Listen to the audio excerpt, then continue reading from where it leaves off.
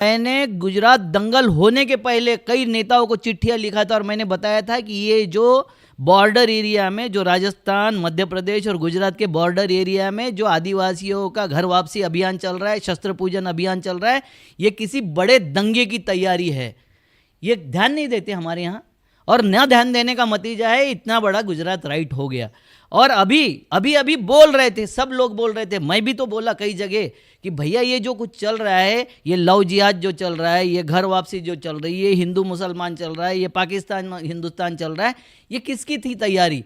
कि यहाँ का जो बहुसंख्यक समाज है वो इरिटेट होता जाए, वह आक्रामक होता जाए, उत्तेजित होता जाए। जैसे इन्होंने बराबर सिलेक्ट करके किया, उसने देखो कैसी प्लानिंग करता है वो तड़ीपार, कि उसने क्या किया कि सिलेक्टेड एरिया में ही ये होने दिया, सीएए के धरने प्रदर्शन होने दिया। कैसे? शाहीन बाग में होने दिया, जहां जहां मुस्लिम एरिया है वहां होने दिया, जहां हिंदू एरिया में होने का प्रयास किया, जहां कॉलेज यूनिवर्सिटी में होने का प्रयास किया, उसने विद इन 1 आवर उसको पूरा तोड़ मरोड़ के उनको भगा दिया सबको।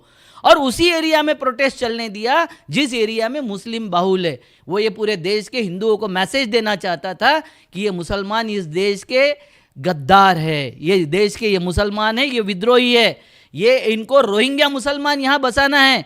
मगर ये 3 देशों के हिंदू, बौद्ध, जैनी, पारसी, इनको यहाँ बसाने नहीं देना है, यहाँ उनको आने नहीं देना है।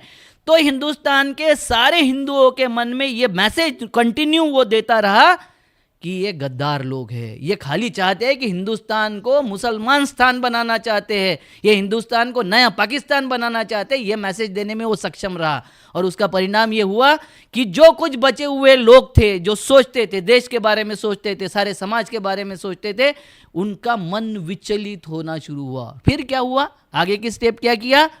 तो एक हरामखोर, जिसको हरामखोरी कहना ठीक है, क्योंकि वो माँ बाप की मैंने अपने औरस बाप की औलाद नहीं हो सकता, कि जो ये बोलता है कि 3 दिन में खाली करो वरना हम बता देंगे।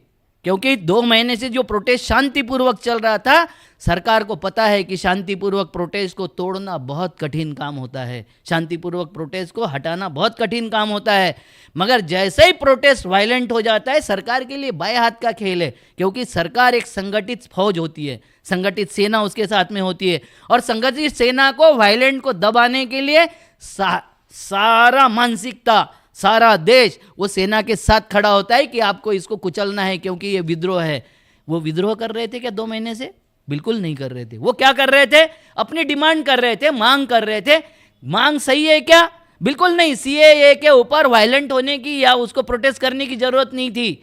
एनपीआर और एनआरसी के नॉर्म्स पे बात करना चाहिए था, मगर मिसकरेज कर दिया, उस आंदोलन का पूरा मिसकरेज कर दिया। और जो आंदोलन का, जो एनआरपी और एनआरसी का सबसे ज्यादा नुकसान अगर किस देश में किसी को होगा तो वो होगा यहाँ के आदिवासियों को, यहाँ के घुमंती जातियों को, यहाँ के किसान मजदूरों को। ये सबसे ज्यादा नुकसान होगा, क्योंकि सरकार कहती है कि आपके खेत का 7/12 भी आपके लिए प्रूफ नहीं होगा, आपका कोई आइडेंटिफिकेशन आपके लिए प्रूफ नहीं होगा।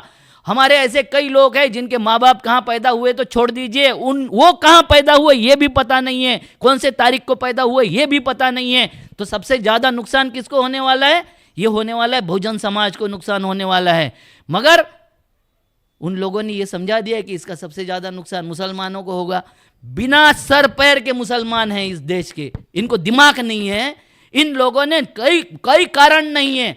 ये सब मुसलमानों को समझना चाहिए कि जब आसाम में बाढ़ आती है, उसका घर डूब जाए, पशु डूब जाए, बीबी डूब जाए, तब भी मुसलमान बचाने की नहीं सोचता। सबसे